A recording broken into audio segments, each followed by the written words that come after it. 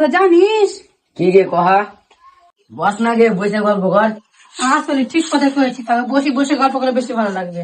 জানিস তোতা বউটা নাকি ভিডিও বানাইছে, শুনেছি নাকি বলে যারা চরিত্র খারাপ তারাই নাকি বলে ভিডিও বানায়। না গে রূপার মা, তোর কথাটা একদম ভুল।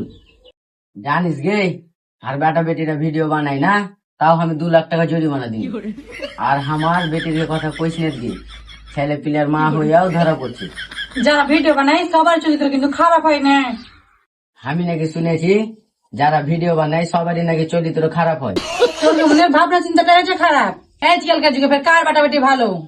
সবার বেটা বেটি তো ধরা পড়ছে। ওরা যদি ধরা পড়ে ভালো হতে পারে, তাহারা ভিডিও বানিয়ে কেন ভালো হতে পারবো না?